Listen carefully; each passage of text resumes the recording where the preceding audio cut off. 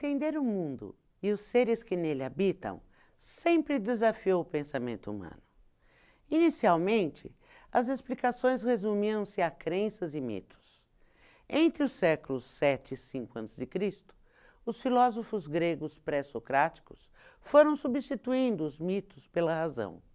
Buscavam um princípio material ordenador do universo, como água, ar, fogo, sementes ou o átomo.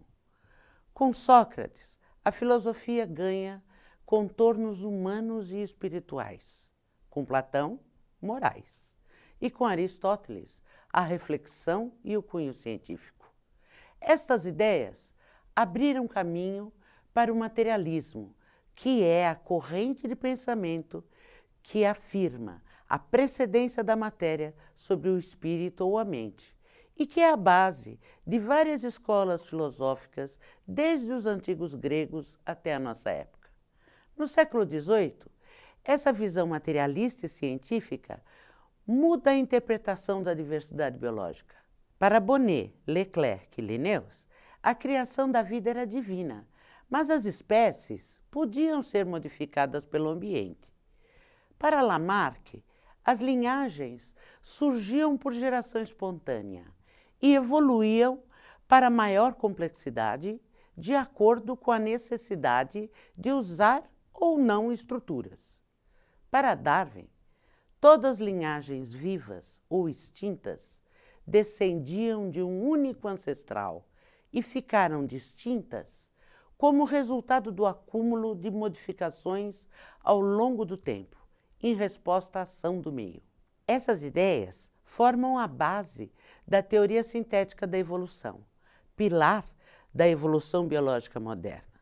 Mas se é assim, onde estão as evidências? Vejamos. Primeiro, fósseis. Restos ou vestígios de atividade de organismos que viveram no passado e que foram preservados no tempo. Um organismo morto é rapidamente recoberto por sedimento que, ao petrificar, preserva a impressão ou partes do corpo na rocha.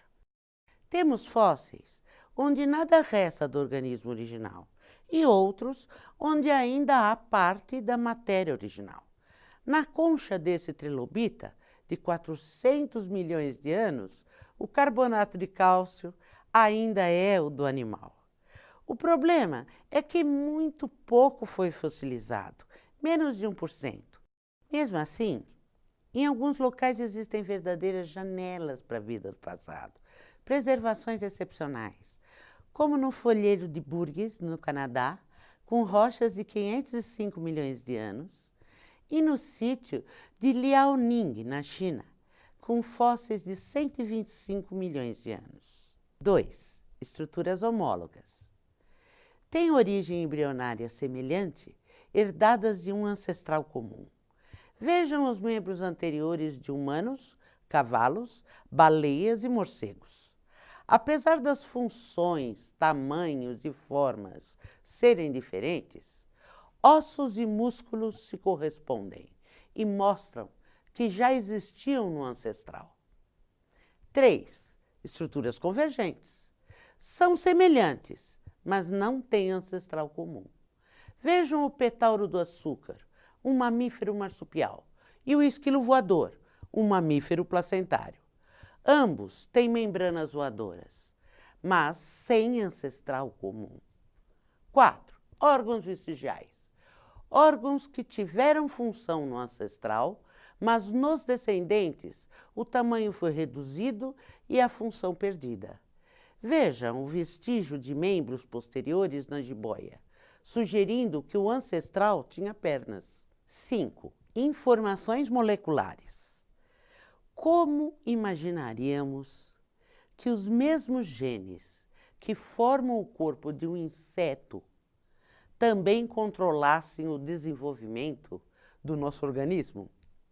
Então, estudos revelaram que, apesar das enormes diferenças na forma e no funcionamento, todos os animais complexos, de moscas a homens, compartilham um kit de ferramentas comum, com genes mestres que regulam a formação e diferenciação dos seus corpos. Então, como surgiriam as diferenças?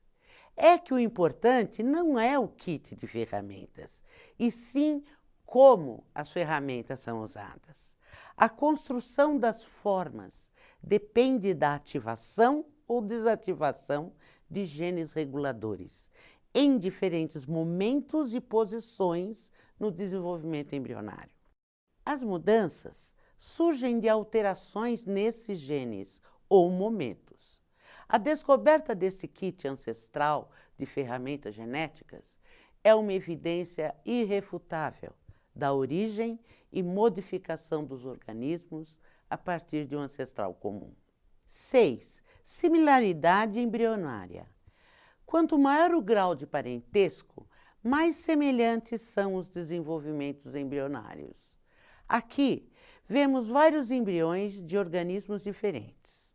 No início, todos compartilham muitas características. Em estados tardios, surgem as características que os diferem. 7. Evidência biogeográfica. As espécies próximas em parentesco, que vivem em locais distantes na Terra, são explicadas pela movimentação das placas tectônicas sobre o manto. 8. Sequenciamento de proteínas. As proteínas diferem mais entre espécies com relação distante. Por exemplo, há pouca diferença entre a nossa hemoglobina e a dos chimpanzés, mas entre a nossa e a dos tubarões, a diferença é de 79%, o que mostra uma divergência de 400 milhões de anos ou mais. Hoje, os cientistas interessados nas relações de parentesco e na árvore da vida baseiam-se no método criado por Willi Hennig, que usa o conceito de sinapomorfia, que é similar à homologia, ou seja, qualquer estrutura que compartilhe um padrão fundamental comum devido à ancestralidade. A técnica usada é chamada cladística ou sistemática filogenética. É simples e o uso de computadores facilitou muito a análise do que chamamos de matriz de caracteres, que nada mais é do que um grande resumo das observações feitas. Em uma lista de espécies de interesse, codifica-se as características, usando 1 para a presença e 0 para a ausência. No exemplo, analisamos duas características, dedos nas patas e antenas, e comparamos com um grupo externo anterior. Podemos ver que A, B e C possuem antenas. Portanto, esta é uma característica que provavelmente surgiu antes de dedos nas patas, formando a possível árvore filogenética. A análise da matriz e métodos estatísticos avaliam quais árvores explicam melhor os dados e, quando publicadas, podem ser repetidas, analisadas e confirmadas ou não por outros cientistas. Pois é, entender nosso presente e investigar nosso passado é uma tarefa complicada e difícil. E a história da classificação dos seres vivos mostra isso. Observem que o avanço da classificação biológica acompanhou a tecnologia e o conhecimento. De Aristóteles a Linnaeus, 2 grupos, reinos vegetal e animal. Haeckel inclui os micro-organismos, 3 grupos. Copland separa Monera por não terem núcleo organizado, 4 grupos.